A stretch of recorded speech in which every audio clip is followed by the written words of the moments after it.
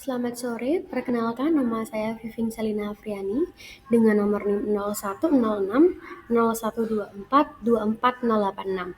Pada kesempatan kali ini saya akan mempresentasikan tentang analisis perbandingan fenomena makroekonomi antara negara Indonesia dengan Malaysia.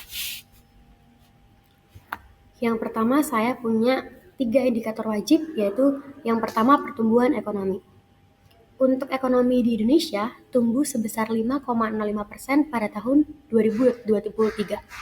Sedangkan pada negara Malaysia, pertumbuhan ekonomi pada tahun 2023 tumbuh sekitar 3,7%.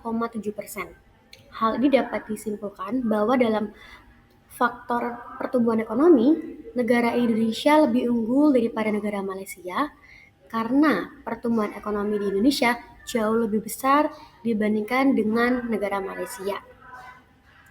Untuk inflasi, rata-rata inflasi Indonesia sebesar 2,61% sepanjang tahun 2023. Untuk negara Malaysia mengalami rata-rata inflasi sebesar 2,5% sepanjang tahun 2023. Dari segi inflasi sepanjang tahun 2023, kedua negara ini relatif terkendali. Dengan catatan bahwa tingkat inflasi negara Indonesia sedikit lebih tinggi dibandingkan dengan negara Malaysia.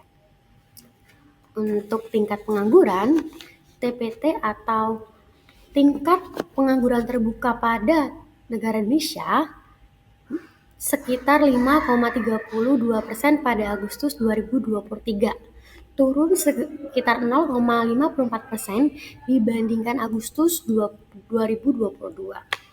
Untuk TPT Malaysia sebesar 3,3% pada November 2023, kembali ke level sebelum pandemi COVID-19. Untuk tingkat pengangguran, Malaysia jauh lebih unggul dibandingkan Indonesia karena pada Agustus 2023 tingkat pengangguran pada negara Indonesia mencapai sebesar 7,86 juta pengangguran. Untuk di negara Malaysia sendiri mencapai hanya 569.200 orang pengangguran. Seperti itu. Jadi untuk tingkat pengangguran, negara Malaysia jauh lebih unggul karena lebih sedikit jumlah pengangguran yang ada di negara Malaysia daripada yang ada di negara Indonesia. Lalu 3 indikator tambahan. Yang pertama pendapatan per kapita.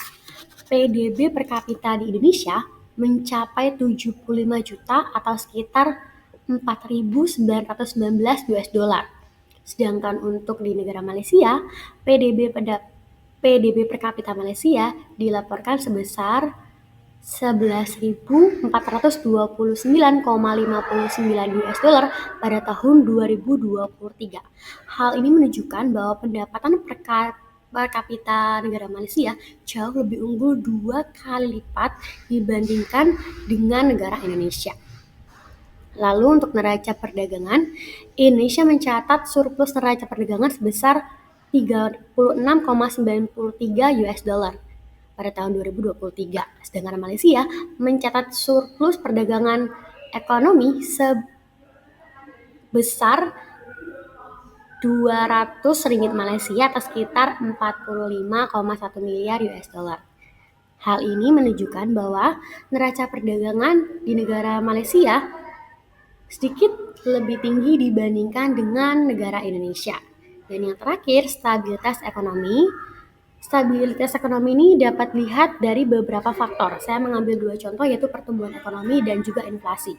Pertumbuhan ekonomi antara negara Indonesia dan negara Malaysia yaitu masih unggul negara Indonesia karena negara Indonesia mencapai 5,05%, sedangkan Malaysia hanya 3,7%.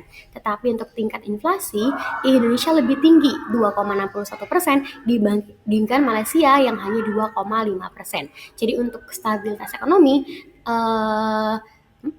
banyak faktor yang harus dilihat seperti itu. Kalau untuk tidak dapat hanya dinilai dari satu faktor saja seperti itu. Sekian dari saya untuk presentasi hari ini. Saya ucapkan terima kasih.